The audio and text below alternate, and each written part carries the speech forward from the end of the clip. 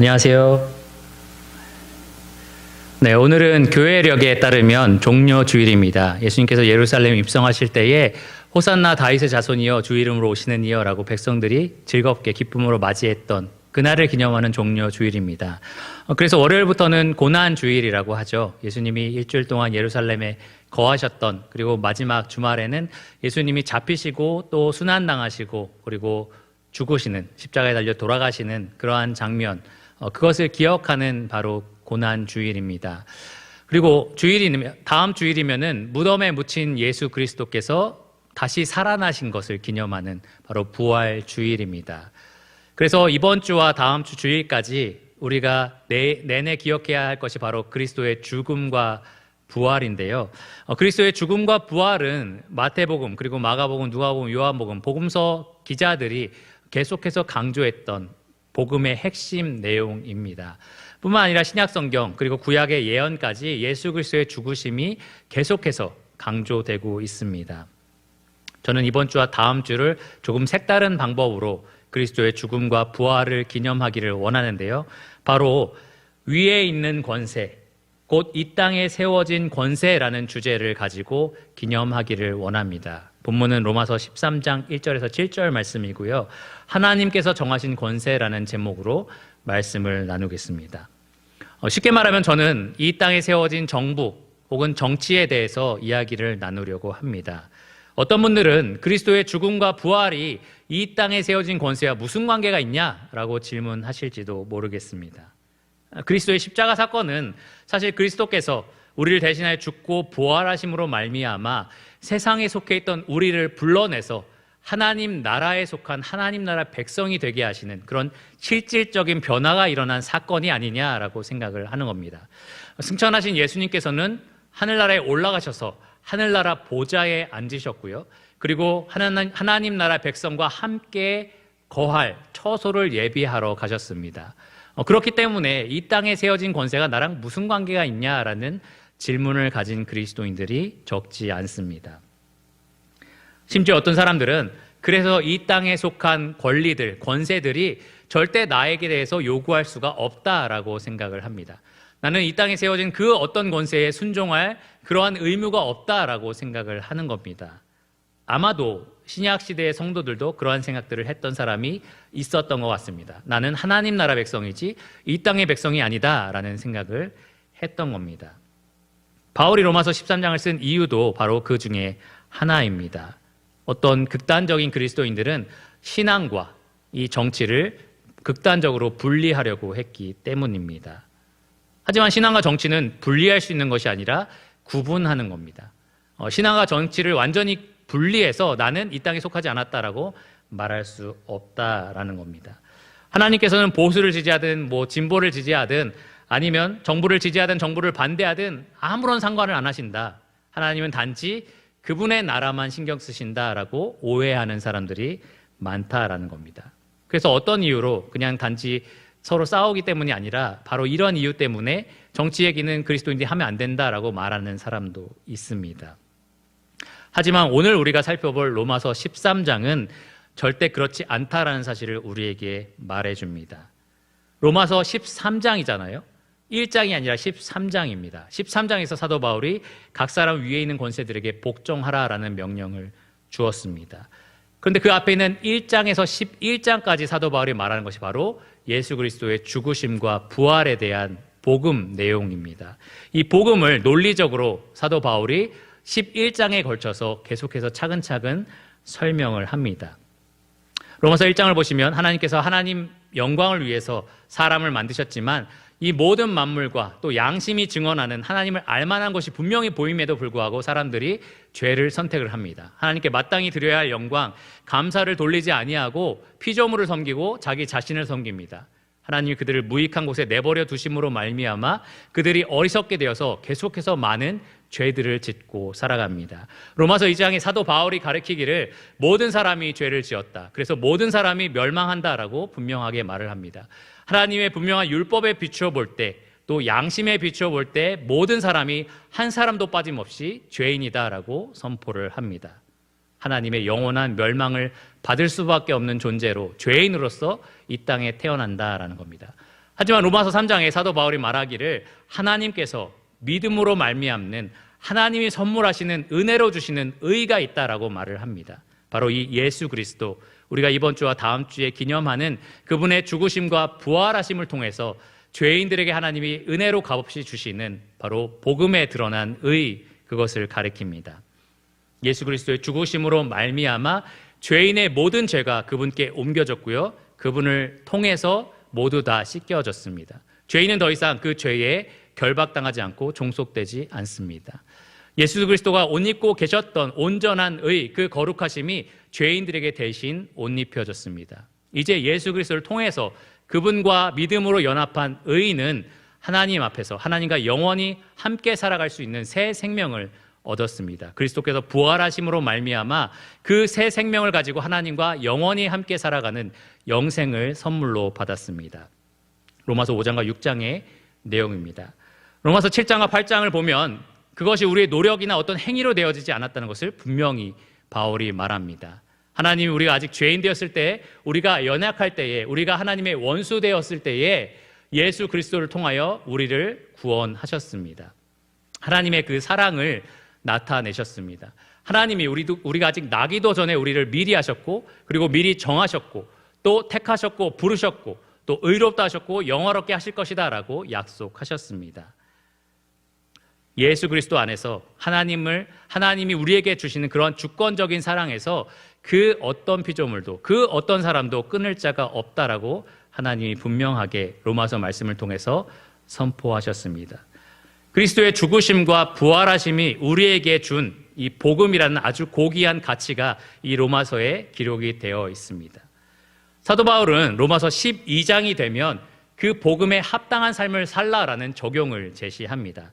12장 말씀을 보시면 이렇게 시작을 하는데요. 그러므로 아까 앞에 나왔던 그 복음을 너희가 들었다면, 그 복음을 맛본 자가 되었다면, 그러므로 형제들아, 내가 하나님의 모든 자비하심으로 너희를 권하노니 너희 몸을 하나님이 기뻐하시는 거룩한 산 제물로 드리라. 이는 너희가 드릴 영적 예배니라. 너희는 이 세대를 본받지 말고 오직 마음을 새롭게 함으로 변화를 받아 하나님의 선하시고 기뻐하시고 온전하신 뜻이 무엇인지 분별하도록 하라. 로마서 12장 1절과 2절의 말씀입니다. 바울은 복음을 이야기하고 나서 그 복음에 합당한 삶을 살아라 라고 12장을 시작하고 있습니다. 그리고 오늘 우리가 살펴볼 13장 말씀이 바로 정치에 대한 이야기, 우리 위에 세워진 권세에 대한 합당한 자세에 대한 말씀입니다. 그러므로 그리스도인은요, 이 정치를 이 신앙과 별개다라고 생각하면 안 됩니다. 복음과 별개다라고 생각하면 안 됩니다. 우리가 그리스도와 연합했기 때문에, 그분의 죽으심과 부활하심에 연합했기 때문에 우리는 그의 합당한 삶으로서 마땅히 이 땅에 세워진 권세들에게 해야 하는 행동이 있다라는 겁니다. 하나님이 우리에게 원하시는 분명한 뜻이 있다라는 겁니다. 바울이 로마서 13장을 통해서 그것을 분명하게 말해줍니다. 신앙과 정치는 별개가 아닙니다. 분명히 구분은 되지만 분리할 수는 없습니다. 신앙을 가진 사람은 그 신앙에 합당하게 정치를 바라보고 정치에 참여해야 합니다. 저는 오랫동안 이 유평교회 안에서 정치에 대한 이야기를 언젠가 하고 싶다라는 생각을 했었습니다. 우리가 공개적으로 이런 이야기를 하면 서로 변론이 일어나기도 하고 싸움이 일어나기도 하겠다라는 그런 우려도 좀 생겼고요. 그래서 오늘은 이 말씀을 통해서 하나님이 분명하게 밝혀주신 이 정치에 대한 그러한 생각을 나누기를 원합니다. 그리스도인이 이 신앙과 별개인 정치가 아니라 신앙과 관계가 있는 복음에 합당한 삶으로서 어떻게 정치를 바라봐야 하는지 함께 나누기를 원합니다. 누구든지 그리스도와 연합한 사람이라면 그리스도의 죽으심을 자기의 죽음으로 받아들이고 그리스도의 부활을 자기의 부활로 받아들이는 사람이라면 그 복음에 합당한 삶으로서 로마서 13장의 이 말씀에 아멘으로 화답해야 한다라는 것을 모두 다 동의하시기를 바랍니다. 모든 그리스도인이 공동으로 지지해야 하는 정치적인 참여에 대해서 오늘과 다음 주에 나눠서 말씀을 드리기를 원합니다. 십자가에 달려 돌아가시고 무덤에서 부활하시고 우리에게 새로운 소망을 주신 예수 그리스도의 복음을 믿는 사람이라면, 그래서 그분의 나라에 속해서 이제 하나님 나라를 기다리는 사람이라면 누구든지 로마서 13장에 기록된 복음에 합당한 자세를 가져야만 합니다. 그 왕이 직접 명령하신 이 명령에 굴복할 수 있어야 합니다. 우리 모두가 정치적인 성향이나 견해가 각각 조금씩 다를 수는 있어도 적어도 로마서 13장에 말씀하시는 하나님의 이 명령에는 모두가 순종할 수 있어야 합니다. 왜냐하면 이것이 우리가 우리의 삶으로 드려야 하는 영적인 예배이기 때문입니다. 그것이 바로 우리가 복음에 합당하게 살아가는 거룩한 산제사로 우리의 삶을 드리는 삶의 방식이기 때문입니다. 그것이 우리가 이 위에 있는 권세를 바라보는 데 있어서 하나님의 거룩하시고 온전하시고 기뻐하시는 분명한 뜻이기 때문입니다. 그러면 그 뜻이 무엇인지 함께 본문을 통해서 살펴보겠습니다. 로마서 13장 1절입니다. 각 사람은 위에 있는 권세들에 복종하라. 권세는 하나님으로부터 나지 않음이 없나니 모든 권세는 다 하나님께서 정하신 바라. 그러므로 권세를 거스르는 자는 하나님의 명을 거스름이니 거스르는 자들은 심판을 자취하리라. 다스리는 자들은 선한 일에 대하여 두려움이 되지 않고 악한 일에 대하여 되나니 내가 권세를 두려워하지 아니하려느냐. 선을 행하라. 그리하면 그에게 칭찬을 받으리라. 그는 하나님의 사역자가 되어 내게 선을 베푸는 자니라. 그러나 내가 악을 행하거든 두려워하라. 그가 공연히 칼을 가지지 아니하였으니 곧 하나님의 사역자가 되어 악을 행하는 자에게 진노하심을 따라 보응하는 자니라. 그러므로 복종하지 아니할 수 없으니 그 진노 때문에 할 것이 아니라 양심을 따라 할 것이라.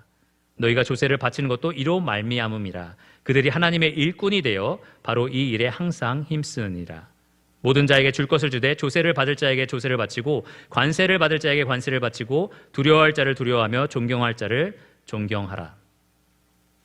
저는 오늘 말씀을 통해서 하나님의 분명하신 명령과 또 그 명령을 주신 분명한 이유와 그리고 그 이유와 명령을 확증할 수 있는 여러 가지 예증들을 살펴보면서 교훈을 얻기를 원합니다. 첫째 명령, 두 번째 이유, 그리고 그것에 대한 예증과 적용을 살펴보겠습니다.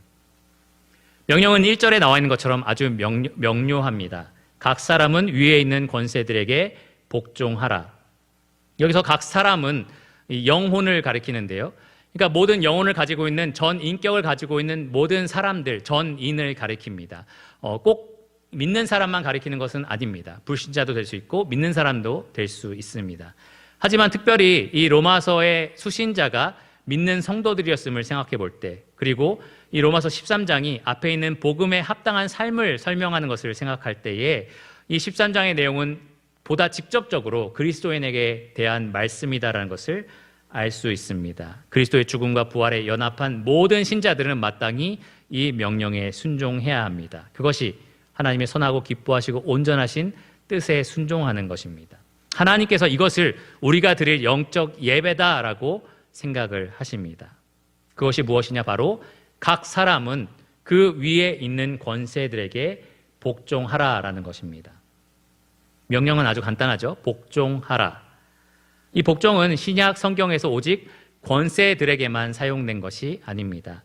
이 복종하라라는 똑같은 명령어가 하나님의 교회 안에 세워진 권세, 고린도전서 16장 16절에 기록이 되어 있는데 그 권세에게도 사용이 되었고요.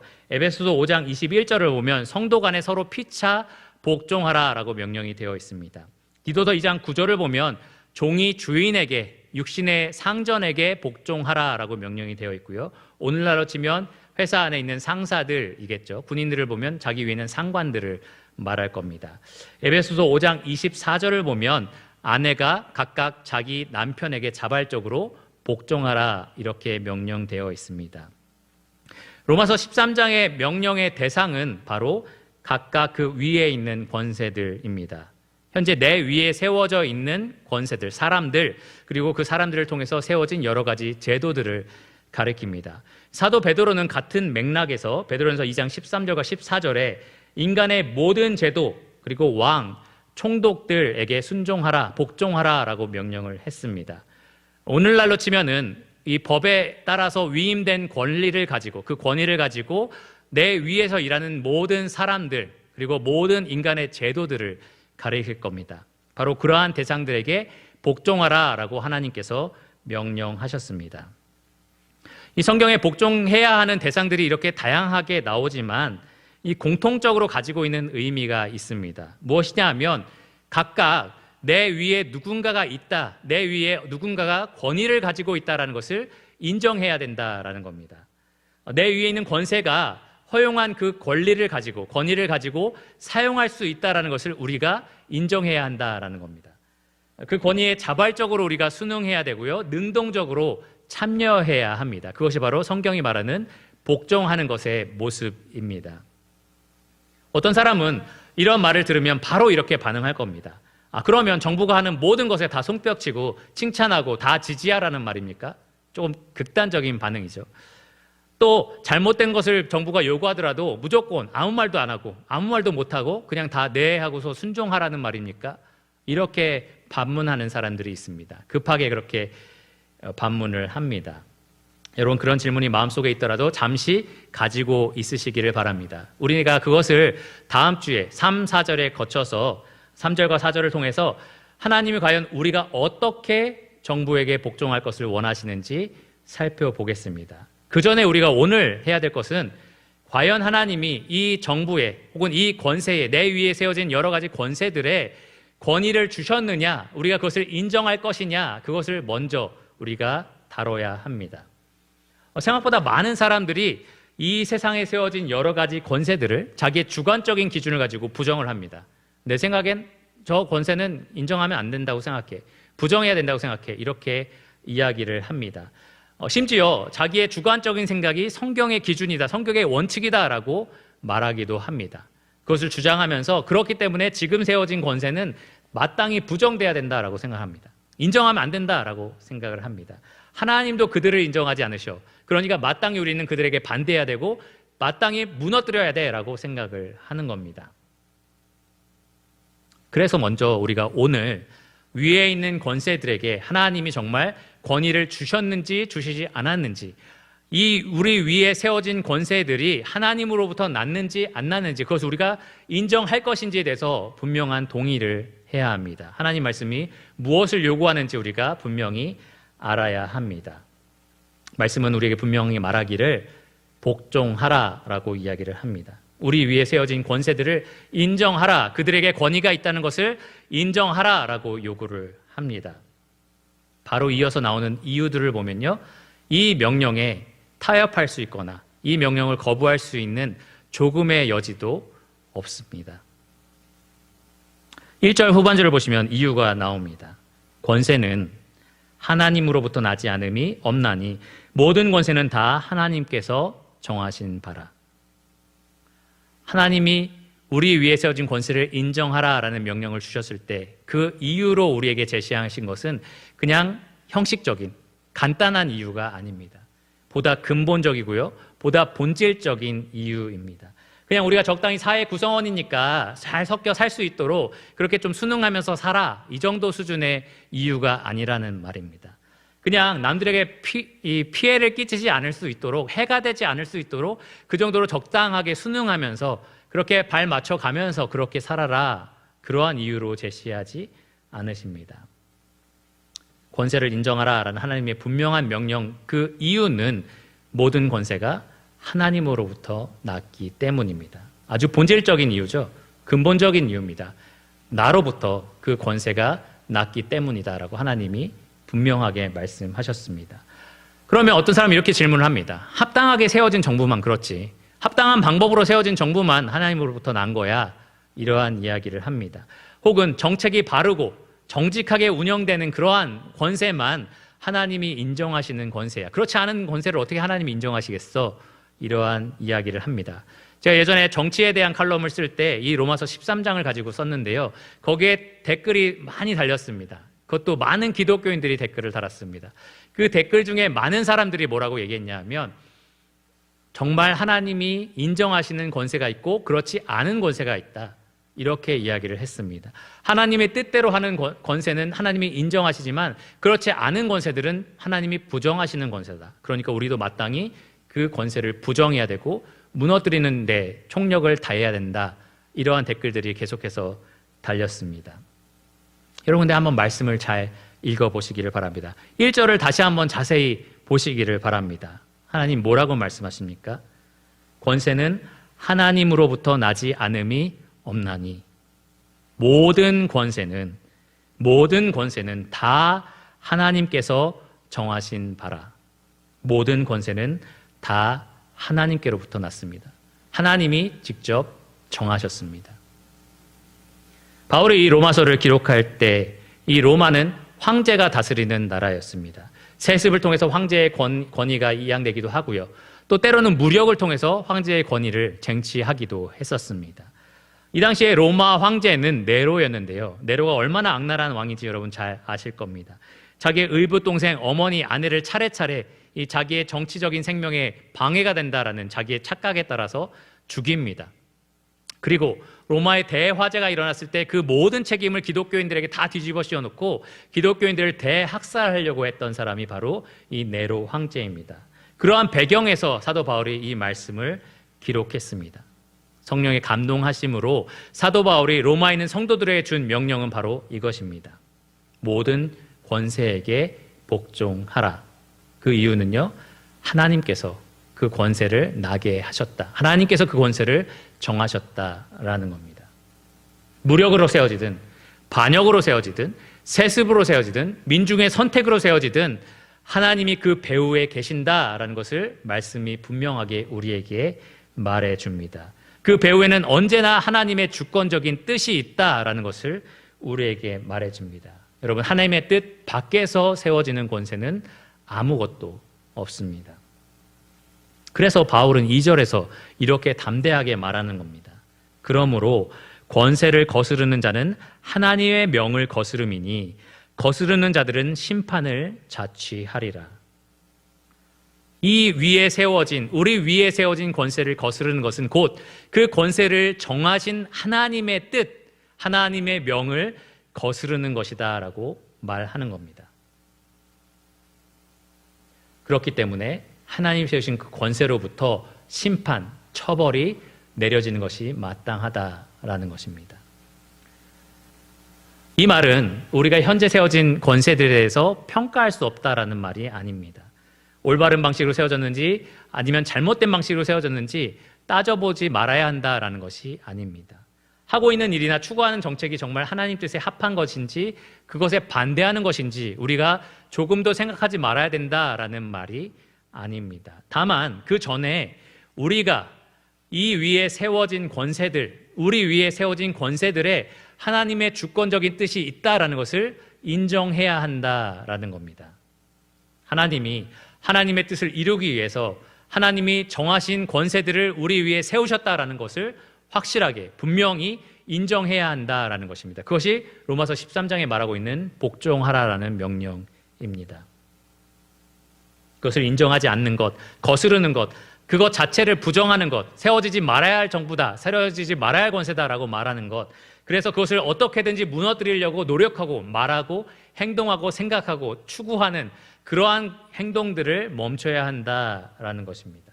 왜냐하면 그것이 하나님의 뜻을 거스르는 것이기 때문입니다. 그런 자들은 하나님이 세우신 권세들을 통해서 심판을 자초하게 될 것입니다. 사도 베드로는 비슷한 맥락에서 베드로전서 2장 19절과 20절에 이렇게 말을 했습니다. 부당하게 고난을 받아도 하나님을 생각함으로 슬픔을 참으면 이는 아름다우나 죄가 있어 매를 맞고 참으면 무슨 칭찬이 있으리요. 오늘 말씀에 적용해 보면 확실하게 말씀드릴 수 있는 것은 지금 우리 위에 세워진 권세들에 굴복하지 아니하고 거역하고 무너뜨리려고 하고 부정하려고 하는 모든 것들은 결국 하나님의 뜻에 대한 반대라는 것입니다.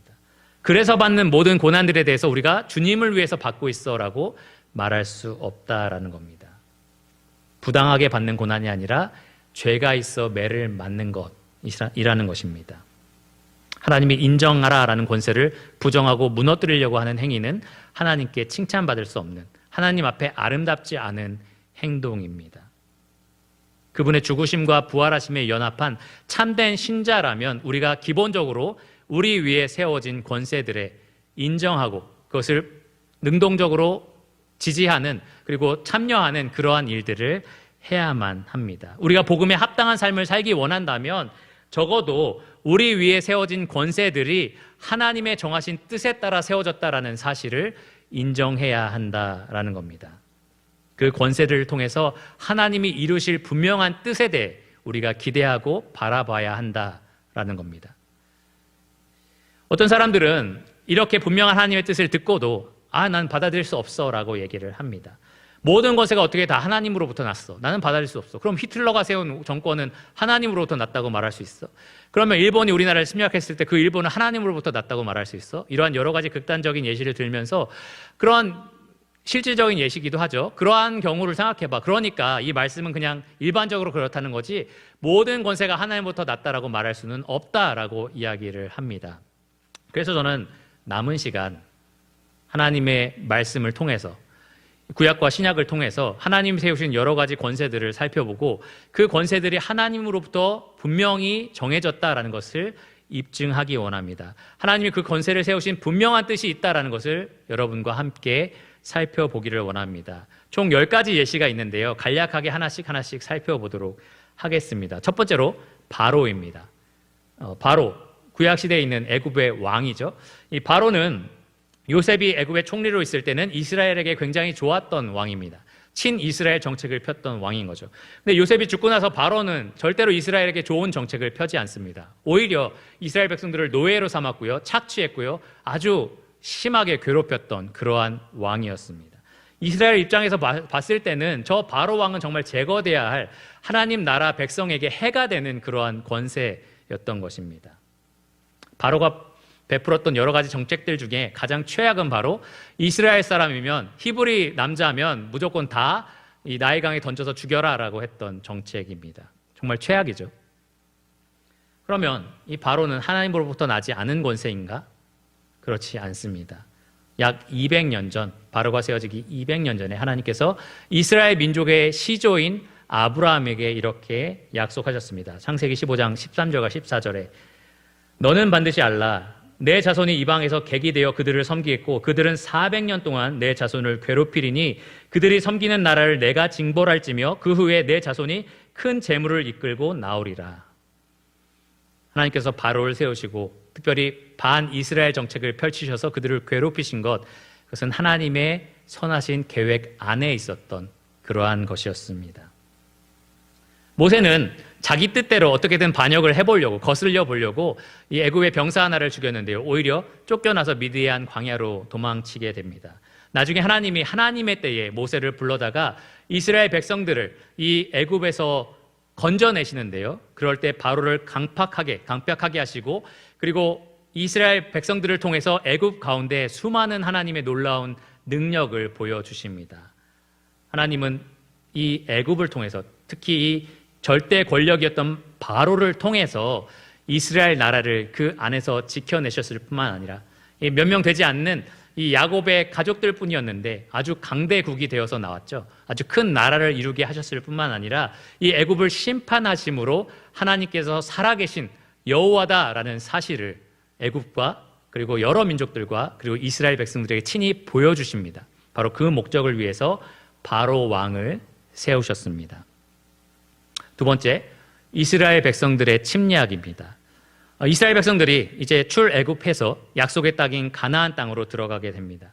근데 여러분, 가나안 땅 백성들의 입장에서 한번 생각해 보세요. 그들은 이 백성들과 함께, 사람들과 함께, 가족들과 함께 행복한 나날들을 보내고 있는데 갑자기 이스라엘 백성들이 쳐들어와서 우리 하나님, 우리 신이 우리에게 약속하셨다라고 하면서 그들의 모든 민족들을 다 제거하는 겁니다. 노인부터 아기까지 한 사람도 남김없이 다 전멸시키라라는 명령에 따라서 죽입니다.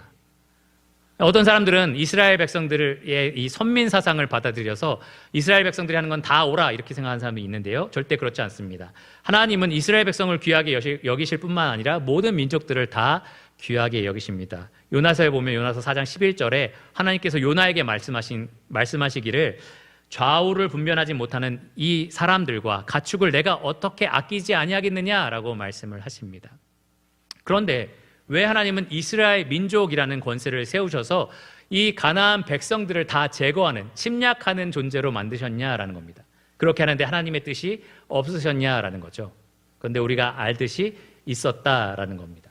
이 창세기 15장 16절을 보면 하나님께서 또 200년 전에 이 아브라함에게 말씀을 하셨습니다.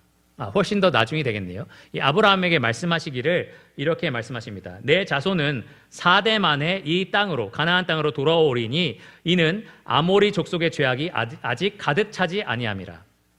하나님은 아모리 족속, 가나안 민족들의 죄악이 관영할 때까지, 넘쳐날 때까지 그들을 은혜로 기다리셨다가 이스라엘 백성을 통해서 그들을 심판하시는 도구로서 이스라엘을 세우신 것입니다. 사용하신 것입니다.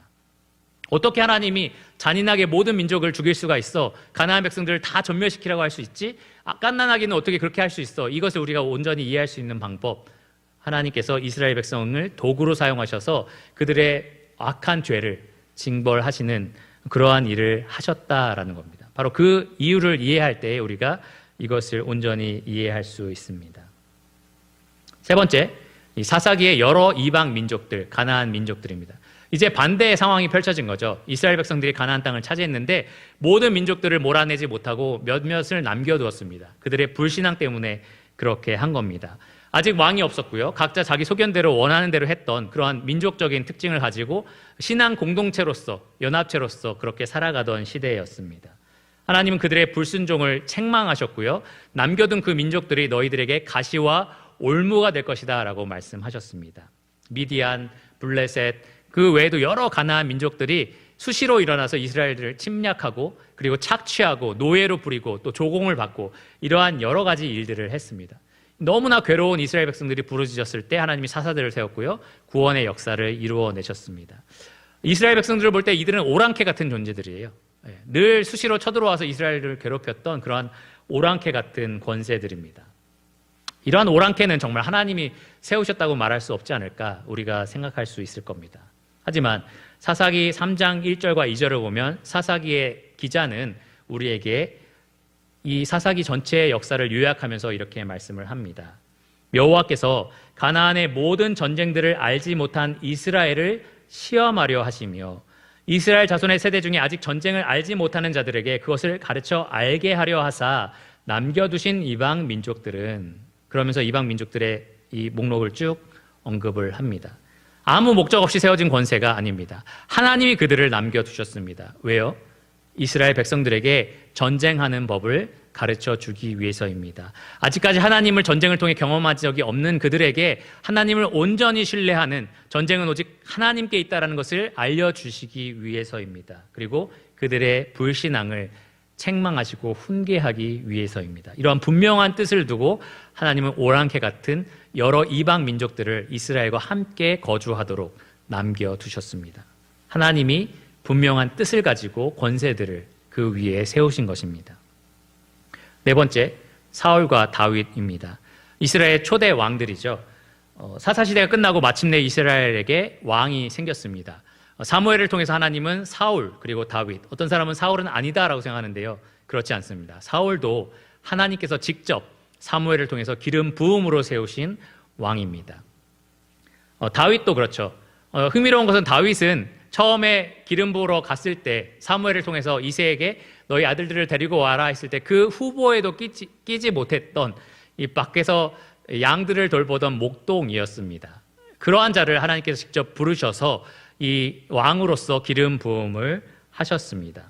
후에 사무엘하 7장 12절을 보면 하나님은 다윗에게 약속하시기를 나는 그의 나라 왕위를 영원히 견고하게 하리라 라고 말씀을 하셨습니다. 하나님께서 사울을 세우셨고요. 하나님이 사울을 패하시고 다윗을 세우셨습니다. 흥미로운 것은요, 다윗이 기름 부음을 받은 후에 약 25년 동안 자기 위에 세워진 권세였던, 그 당시에 세워진 권세였던 사울을 절대로 해하지 않으려 했다라는 겁니다. 계속해서 피해 다니면서 다윗은 아주 중요한 최고의 기회, 이 사울을 제거할 수 있는 정말 최고의 기회를 만났음에도 불구하고 절대로 사울을 해치려 하지 않았습니다. 다윗의 이 모습을 보면 그 수많은 세월 동안 도망자의 삶을 살면서도 로마서 13장의 말씀, 각각 자기 위에 세워진 권세를 인정하는 그 자세를 우리가 분명히 살펴볼 수 있습니다. 하나님의 온전하고 기뻐하시고 거룩하신 그 뜻에 합한 다윗의 마음을 우리가 살펴볼 수 있습니다. 사무엘상 24장 6절에 다윗은 사울의 옷자락을 베고 그 양심에 찔려서 이렇게 말을 합니다. 내가 손을 들어 여호와의 기름 부음을 받은 내 주를 치는 것은 여호와께서 금하시는 것이니 그는 여호와의 기름 부음을 받은 자가 됨이니라. 다윗은요, 하나님 마음에 합하여 그 위에 하나님이 세우신 권세에 순종했습니다. 복종했습니다. 그 권세를 인정했다라는 겁니다. 그 권세를 거스르고 자기가 그것을 무너뜨리려고 하지 않았다라는 겁니다. 이 다윗의 진정성은 나중에 사울이 죽고 나서도 다시 한번 재차 확인이 됩니다. 이 사울이 죽고 나서 그 왕관을 뺏어다가 다윗에게 자랑하고 뭔가 상을 바라고 뛰어왔던 아말렉 청년이 있었습니다. 다윗은 그를 죽이라라고 명령하고요. 네가 어떻게 하나님의 기름 부음 받은 자를 죽일 수가 있느냐라고 책망을 했습니다. 사무엘하 1장 14절 말씀입니다. 다윗은 사울이 죽고 나서도 그를 죽였다라고 거짓으로 증언하는 이 아말렉 청년을 처형하기 원했습니다. 하나님이 권세를 세우시고요. 다윗은 그 권세를 철저하게 인정하는 하나님의 그 뜻에 합하는 그러한 왕이었습니다. 다섯 번째로 분열 왕조로 넘어가겠습니다. 열왕기상하 역대상하에 있는 기록들을 살펴보면 이 다윗에 이어서 솔로몬, 하나님이 사랑하시는 아들 이 솔로몬이 왕이 되었죠. 그리고 솔로몬이 죽고 나서 이 왕국이 두 개로 쪼개집니다. 북이스라엘과 남유다 왕국으로 두 왕국이 쪼개져서 분열 왕국 시대를 맞이하게 됩니다. 북이스라엘과 남유다 각각 19번 혹은 20번 이 왕들이 교체가 됩니다. 계속해서 왕이 세워지고 왕이 사라지는 일이 반복이 되어 있습니다. 그러한 기록들이 열왕기 상하와 역대기에 기록이 되어 있는데요. 이 남유다는 다윗의 왕조가 계속해서 이어졌지만 북이스라엘은 여러 번 그 왕조가 교체가 됩니다. 쉽게 말하면 반역과 쿠데타가 계속해서 일어났다라는 겁니다. 그런데 하나님이 각각의 나라의 왕들이 세워지는데 적극적으로 개입하셨다는 것을 우리가 말씀을 통해 확인할 수 있습니다. 북이스라엘의 초대 왕 여로보암이 세워졌을 때 하나님은 선지자 아히야를 통해서 10지파를 내가 너에게 주겠다라고 분명하게 약속하셨습니다. 열왕기상 11장 26절에서 40절 말씀입니다. 시므리 왕조가 그 왕조를 뒤집어서 북이스라엘 왕국에 반역을 일으킬 때도 하나님의 말씀에 따라서 그 일을 했습니다. 열왕기상 16장의 말씀입니다. 하나님은 계속해서 선지자들을 통해서 특별히 엘리야나 엘리사를 통해서 왕국의 정책들에 개입을 하셨고 그들을 평가하시기도 하고 그들을 꾸짖기도 하시고 그들을 심판하기도 하셨습니다. 유다에 세워진 여러 왕들을 평가하실 때에 하나님은 여호와 앞에 선하게 행했는지 악하게 행했는지를 가지고 평가를 하셨고요. 그리고 악한 왕들이 굉장히 많았지만 그리고 갈수록 악한 왕들이 많아졌지만 열왕기하 8장 19절에 보면 여호와께서는 그의 종 다윗을 위하여 유다 멸하기를 즐겨 하지 아니하셨습니다. 하나님이 다 하셨습니다. 하나님이 왕국을 쪼개기도 하셨고요. 왕국을 누구에게 줄 것인지를 정하셨고요. 하나님이 누구를 멸할지 누구를 또 세울지 결정하셨습니다. 하나님이 멸할 때에 멸하기를 기뻐하지 않으시고 심판을 이렇게 뒤로 미루기도 하시고 하나님이 그 모든 것들을 결정하셨습니다. 결론적으로 분열 왕국의 38명에서 40명의 왕들은 우리에게 말해줍니다. 하나님이 모든 권세를 내신다, 정하신다라는 사실입니다.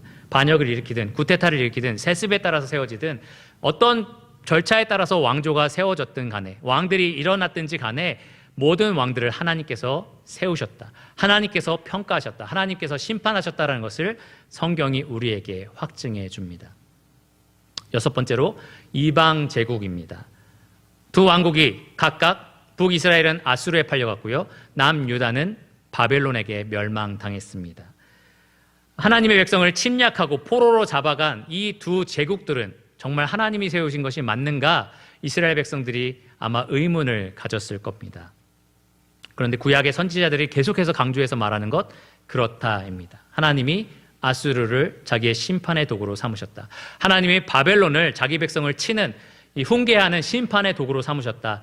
선지자들이 계속해서 강조해서 말하고 있는 것이 그것입니다. 특별히 유다 백성들은 이 바벨론을 피해서 오히려 애굽에 붙어 애굽과 연합하려고 하고 그들에게 도움을 요청하기도 하고 그들 뒤에 숨으려고도 합니다. 하지만 하나님은 선지자들을 계속해서 보내서 바벨론에게 투항하라라고 설득을 합니다. 하나님이 바벨론을 통해서 두신 뜻이 분명하게 있었기 때문입니다. 선지자 예레미야는 예레미야 29장 4절에서 7절에 이렇게 말을 합니다. 바벨론으로 끌려간 이스라엘의 모든 민족들에게, 모든 사람들에게 예레미야가 하는 말입니다. 만군의 여호와 이스라엘의 하나님께서 이와 같이 말씀하시니라. 너희는 집을 짓고 거기에 살며, 바벨론에 살라는 얘기죠. 텃밭을 만들고 그 열매를 먹으라. 너희는 내가 사로잡혀 가게 한 그 성읍의 평안을 구하고 그를 위하여 하나님께 기도하라. 바벨론을 위해서 기도하라라는 말입니다. 왜요? 이는 그 성읍이 평안함으로 너희도 평안할 것임이라. 하나님은 바벨론을 택하셨습니다. 바벨론을 이스라엘의 심판의 도구로 택하셨을 뿐만 아니라 이 바벨론을 평안하게 지켜내심으로 그 안에 포로로 끌려간 자기 백성들을 평안하게 지키기를 원하셨습니다. 특별히 포로로 끌려갔던 다니엘을 한번 기억해 보세요. 그 다니엘을 통해서 하나님이 하신 놀라운 일들을 한번 생각해 보시기를 바랍니다. 다니엘이 이 바벨론의 왕이었던 느부갓네살의 입술을 통해서 하나님이 어떤 말씀을 하시는지 한번 생각해 보시기를 바랍니다. 다니엘 4장 17절을 보면 하나님은 이렇게 말씀을 하십니다. 하나님이 그 꿈을 해몽하시면서 이렇게 되기를 원한다라고 말씀을 하십니다. 지극히 높으신 이가 사람의 나라를 다스리시며 자기의 뜻대로 그것을 누구에든지 주시며 또 지극히 천한 자를 그 위에 세우시는 줄을 사람들이 알게 하려 함이라. 로마서 13장의 말씀인 거죠. 모든 권세가 하나님으로부터 나지 않음이 없음을 보여주겠다. 하나님께서 그 일을 위해서 바벨론을 도구로 사용하셨습니다. 나중에 이스라엘 백성들이 회복되잖아요. 이 바사 왕, 페르시아 왕 고레스를 통해서 회복되어서 다시 예루살렘으로 귀환하게 됩니다. 선지자 이사야 44장 28절의 말씀에 따르면 하나님은 그 고레스 왕을 가리켜서 내 목자라고 부르셨습니다. 그리고 그가 나의 모든 기쁨을 성취하리라 라고 말씀하셨습니다. 하나님이 바벨론을 정하셔서 자기 백성을 심판하시고 보호하셨습니다. 하나님이 바사왕 고레스를 선택하셔서 자기 백성을 예루살렘으로 돌아오게 만들어주셨습니다. 각각 세워진 이방 제국들이 침략하든지 혹은 회복시키든지 하나님의 손에서 나지 않음이 없었다라는 겁니다. 자, 이제 신약으로 넘어올까요? 7번째로 헤롯 왕입니다. 마태복음 1장에 보면 헤롯 대왕이 나오는데요. 헤롯 대왕은 이두미안이라고 해서 에돔 사람과 또 유대인의 피가 섞인 혼혈 왕이었습니다. 이러한 출신 때문에 유대인들이 헤롯 왕을 인정하지 않았고요. 특별히 그의 탐욕스러운 성품, 자기 이익만 추구하는 그런 이기적인 성품 때문에 더욱더 헤롯 왕을 미워했습니다. 같은 헤롯은 아니지만 예수님께서도 이 헤롯에 대해서 여우다라고 평가를 하셨는데요. 헤롯 왕들이 이 하나님을 두려워하거나 그러지 않았다는 겁니다. 헤롯은 예수님이 태어났을 때부터 예수님을 대적했던 그러한 원수였습니다. 동방박사에게 예수님이 언제 태어나시느냐라고 살펴본 후에 나도 그에게 찾아가서 예배하겠다라고 장소를 알려달라고 합니다. 근데 사실은 예수님을 죽이려고 했던 거죠. 갓난아기에 불과했지만 혹시 나에게 위협이 된다라고 한다면 가차없이 죽이려고 했던 그러한 헤롯이었습니다. 나중에 이 박사들에게 속은 것을 알고 이 근방에 있는 2살 아래 아들을 다 죽여라라고 말했던 이 헤롯 왕의 그런 잔인함을 우리가 살펴볼 수가 있습니다. 이런 것을 볼 때에 정말 예수님을 태어날 때부터 대적했던 왕도 하나님이 나게 하신 것이 맞냐? 하나님으로부터 났다고 우리가 말할 수 있느냐? 질문할 수 있을 겁니다. 그런데 성경은 그렇다라고 대답을 합니다. 마태복음에 보면 헤롯의 이 명령을 피해서 예수님이 애굽으로 피하는 장면을 기록하고요. 그것이 선지자 호세아의 예언이 이루어진 것이다 라고 선포를 합니다. 호세아는 애굽으로 내 아들을 불렀다라는 말씀이 기록되어 있는데요. 바로 그 말씀을 이 헤롯을 통해서 하나님께서 이루셨다라고 말을 하는 겁니다. 하나님은 헤롯을 통해서 자기의 예언을 성취하는 데 사용을 하셨습니다.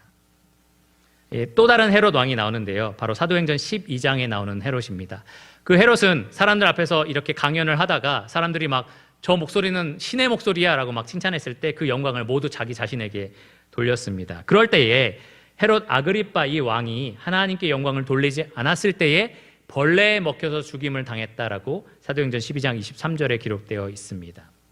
하나님은 자기에게 영광을 돌리지 않는 왕을 벌레를 통해서 죽이셨습니다.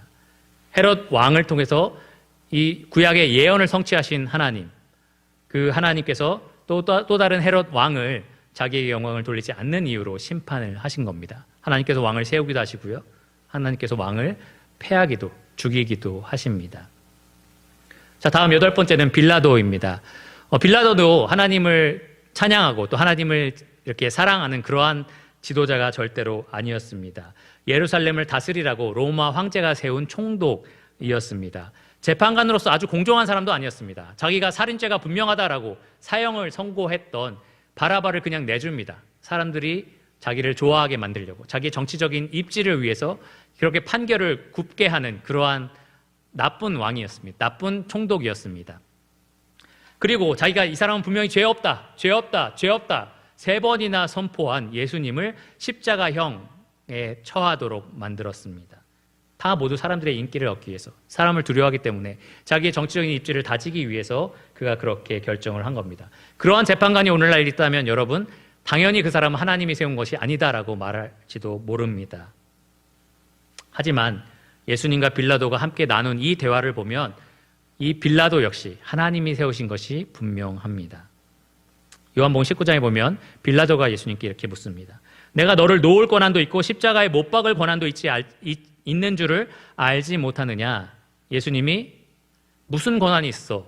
난 하나님이고 너는 사람인데 너는 권한이 없어. 이렇게 말씀하지 않으셨습니다. 예수님은 19장 11절에 이렇게 말씀하셨습니다. 위에서 주지 아니하셨더라면 나를 해할 권한이 없었으리라. 예수님은 2가지를 말씀하신 거죠. 첫째, 너에게 권한을 주신 분은 위에 계신 나의 아버지 하나님이시다. 예수님은 자기 위에 주신 권세가 하나님으로부터 났다라는 것을 인정하셨습니다. 둘째, 이 빌라도를 통해서 십자가형에 처해지는 것이 분명히 악하고 잘못된 것이지만 그것이 하나님의 뜻이었기 때문에 예수님이 순종하셨다라는 겁니다.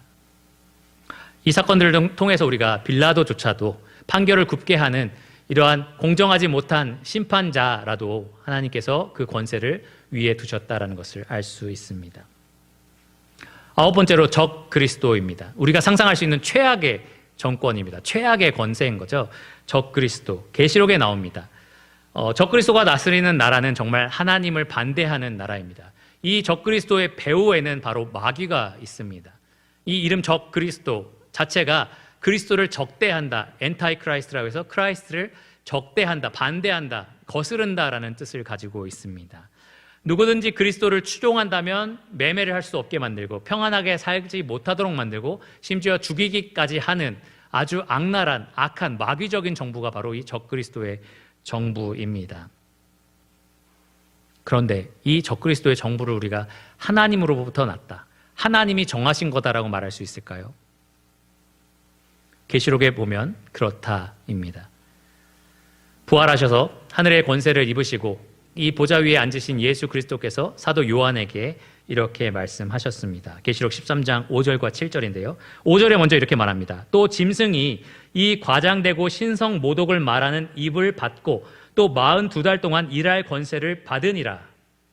권세를 받았다라고 말씀하십니다. 7절에도 보시면 또 권세를 받아 성도들과 싸워 이기게 되고 각 족속과 백성과 방언과 나라를 다스리는 권세를 받으니. 적 그리스도가 하나님의 권세를 받습니다. 하나님으로부터 권세를 받습니다. 하나님의 주권 아래 세워졌다라는 겁니다. 하나님이 그 정부를 세우기를 원하셨다라는 겁니다. 하나님 그것을 통해서 진짜 하나님을 따르기 원하는, 순종하기 원하는, 그래서 죽음도 불사하는 사람들을 구별해내시고요. 하나님을 끝까지 적 그리스도와 함께 대항하는, 반대하는 세력들을 모으시는 겁니다. 그래서 재림하실 때 그 모든 사람들을 심판하시기 위해서입니다. 적 그리스도조차 하나님의 권세 아래, 하나님의 주권 아래, 하나님의 뜻을 이루기 위해서 세워졌다라는 사실을 우리가 분명히 볼 수 있습니다. 자, 마지막으로 10번째입니다. 10번째는 천년왕국 그리고 새하늘과 새 땅입니다. 마지막 왕국인 거죠. 예수님이 이 땅에 다스리는 지상 왕국과 그리고 그 후에 둘째 사망 불못 그 영원한 심판과 함께 이루어질 영원한 새하늘과 새 땅, 천국을 가리킵니다. 천년왕국과 새하늘과 새 땅 역시 하나님의 권세로부터 난 나라입니다. 이 마태복음 25장 34절을 보면 천년 왕국에 대한 이야기를 예수님께서 하시는데요. 예수님께서 인자가 천사들과 함께 올 때에 있을 일을 말씀하시면서 예수님을 따르는 자들에게 이러한 말씀을 하십니다. 이렇게 말씀하십니다. 창세로부터 너희를 위하여 예비된 나라를 받으라. 언제 예비됐다고요? 창세로부터. 천년 왕국은 창세로부터 하나님께서 계획하신, 하나님이 부여하신, 하나님이 정하신 권세에 따른 나라다라는 겁니다. 그리고 새하늘과 새 땅이 내려오는 계시록 21장 6절의 장면에서 예수님께서, 부활하신 예수님께서 이렇게 선포하십니다. 이루었도다, 이루었도다, 마침내 이제 완성되었도다, 이루었도다라고 선포를 하시는 겁니다. 그리고 나는 알파와 오메가요, 처음과 마지막이라. 처음부터 내가 이 나라를 계획했고 그리고 마지막에 이 나라를 이루었도다라고 선포를 하시는 것입니다. 하나님의 나라는 천년왕국도 그렇고요, 새하늘과 새 땅, 그 영원한 나라도 그렇고요, 하나님께서 창세전에 처음부터 계획하시고 정하신 권세입니다. 그리고 영원토록 무궁하게 다스리실 권세입니다. 이 땅에 세워진 모든 연약하고 부패하고 모자라고 그리고 부족한 권세들이 궁극적으로 가리키고 바라보고 소망하게 만드는 권세가 바로 하나님이 다스리실 그 영원한 권세, 영원한 나라입니다. 자, 지금까지 창세기부터 계시록까지 우리가 방대한 양을 살펴봤습니다. 굉장히 방대했죠. 그리고 내용이 참 많았던 것 같습니다. 하지만 포인트는 굉장히 명료합니다. 아주 분명하게 드러난 사실이 있습니다. 무엇이죠? 하나님께서 모든 정권을 세우신다라는 겁니다. 모든 권세가 하나님으로부터 나지 않음이 없다라는 사실입니다. 하나님께서 모든 권세를 정하셨다라는 사실이 성경을 통해서 분명하게 입증된다라는 겁니다. 적법적으로 세워지든 불법으로 세워지든 권력으로 세워지든 투쟁해서 세워지든 그리고 아주 합당한 절차에 따라서 세워지든 상관없이 악을 행하든 선을 행하든 하나님이 원하시는 대로 이루어지든 하나님이 반대하시는 것대로 정책을 펴든 하나님은 이 땅에 세워진 모든 권세 안에 세워진 자기의 뜻을 분명하게 이루신다라는 겁니다. 그렇기 때문에 우리는 잘잘못을 따지기 전에 어떻게 정부의 이 권세에 참여할지를 고민하기 전에 먼저 하나님이 이 권세를 세우셨다라는 사실을 인정해야 합니다. 하나님이 이 권세를 세우신 것에 분명한 뜻이 있으시다라는 사실을 인정해야 한다라는 겁니다. 우리가 다 이해할 수 없습니다. 다 헤아릴 수도 없어요.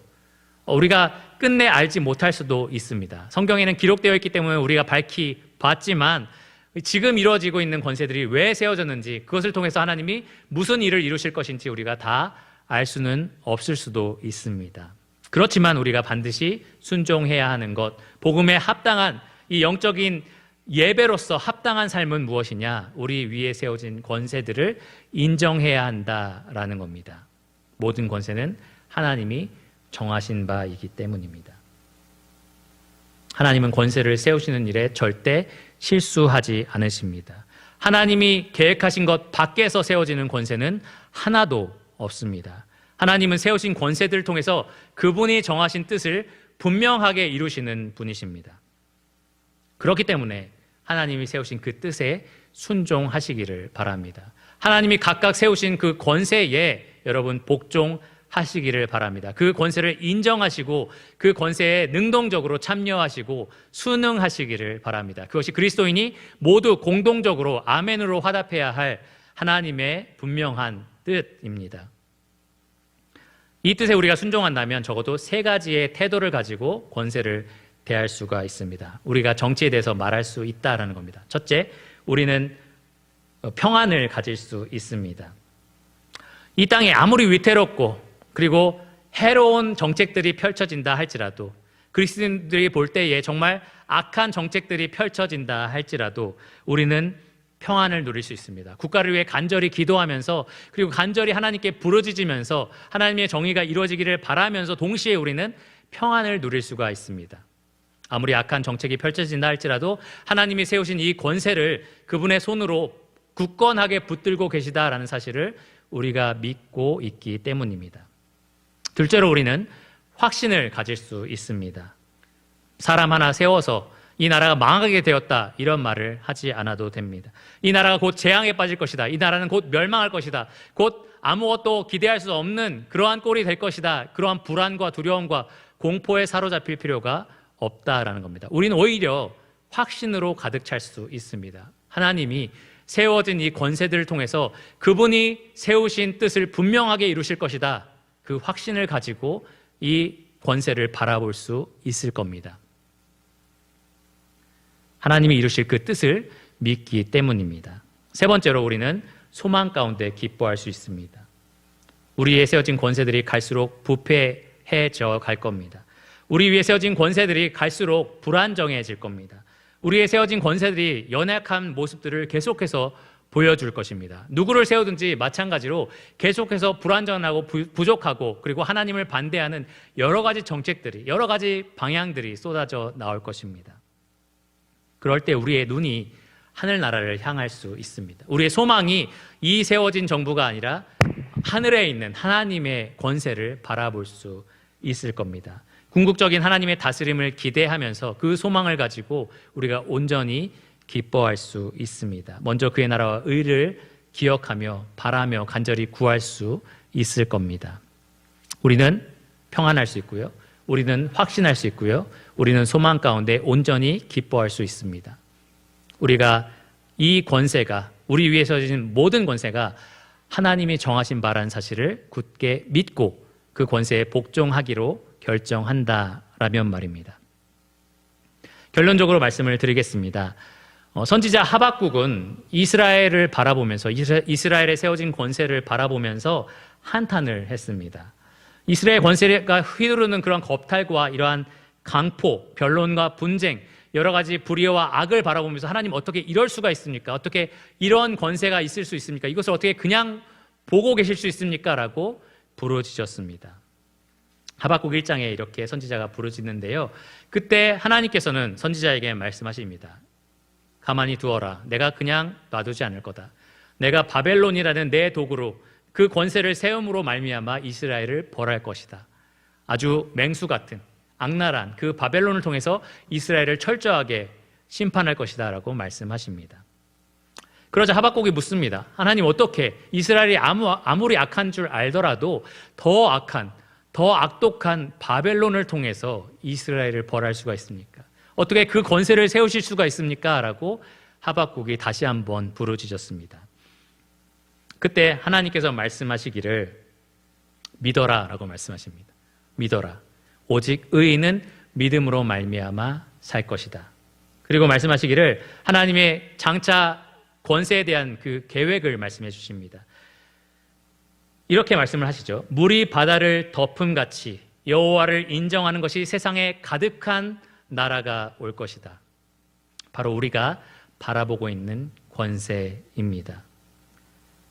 하나님의 이 궁극적인 권세를 본 하박국 선지자가 이렇게 고백을 하는데요. 이것이 바로 여러분과 저의 고백이 되기를 간절히 바랍니다.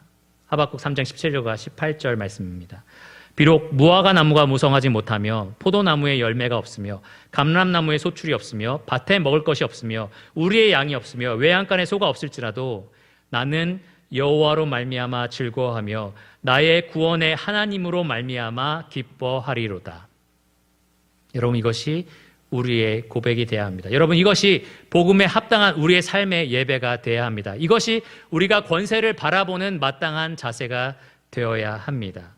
하나님께서 권세를 세우십니다. 하나님으로부터 나지 않은 권세가 없습니다. 하나님이 궁극적으로 온전히 정의롭고 공의로운 영원한 권세를 세우실 것입니다. 그렇다면 우리가 그 권세를 믿고 바라본다면, 평안을 가지고 확신을 갖는다면 우리는 하나님으로 만족할 수 있을 것입니다. 우리 위에 세워진 권세들을 인정할 수 있을 것입니다. 그 권세들을 통해서 하나님이 분명히 그분의 뜻을 이루실 것이다. 그분의 영광을 위해서 또 우리의 선을 위해서 합력하여 선을 이루고 계신다라는 확신을 가질 수 있을 것입니다. 그런 확신을 가지고 각각 세워진 권세들에 복종하시기를 바랍니다. 인정하시기를 바랍니다. 그것이 그리스도의 죽음과 부활에 연합한 이 복음을 맛본 우리가 그 복음에 합당하게 살아가는 삶의 방식입니다. 기도하고 말씀을 마치겠습니다. 하나님 감사합니다. 주님께서 이 땅에 오셔서 우리의 영혼을 구원하셨고 또 우리를 위해서 죽으시고 부활하셨을 뿐만 아니라 영원한 하나님의 나라의 백성이 되게 하여 주신 그 은혜에 감사를 드립니다. 하나님께서 이 땅에 우리를 두신 이유는 우리가 그 나라 백성으로서 예수 그리스도와 그분의 복음을 세상 만민에게 전파하게 하기 위해서입니다. 주님, 우리가 그 복음에 합당한 삶을 사는 방법 중에 하나는 주님께서 오늘 말씀하신 이 말씀에 따라 이 세상의 권세에 세우신 주님의 뜻을 인정하고 주님의 말씀에 따라 복종하는 바로 그러한 삶입니다. 그것이 이 세상을 살아가는 많은 사람들에게 있어서 그리스도인들이 보여줘야 하는 복음을 전파하는 모습인 줄을 믿습니다. 하나님, 이 말씀을 듣는 모든 유평교회 성도들이 여러 가지 정치적인 견해나 성향이 다를지라도 오늘 말씀하신 분명한 하나님의 말씀에 아멘으로 화답하게 하여 주시기를 원합니다. 이 말씀에 순종하게 하여 주시기를 원합니다. 이 땅에 세워진 정치에 자기의 생명을 걸지 아니하고 하나님의 말씀에 자기의 생명과 생각을 걸게 하여 주시기를 원합니다. 하나님이 창세기부터 계시록까지 세우신 여러 국가들의 하나님의 분명한 뜻이 있음을 밝히 보여주셨사오니 오늘날 우리 위에 세워진 권세 위에 하나님이 두신 분명한 뜻을 우리가 바라보게 하시고 또 소망하게 하시기를 원합니다. 앞으로 투표 기간이 이제 가까이 다가오고 있는데 우리가 누구를 세우든지 간에 하나님이 정하신 자를 세우실 것을 우리가 굳게 믿게 하여 주시옵고 평안 가운데 또 확신 가운데 또 소망 가운데 주님을 바라보며 우리가 권세 아래 복종하는 자로서 그리스도와 그리스도의 복음을 선포하는 하나님 나라 백성 되게 하여 주시기를 원합니다. 모든 것을 예수 그리스도 이름으로 감사하며 기도드렸습니다. 아멘.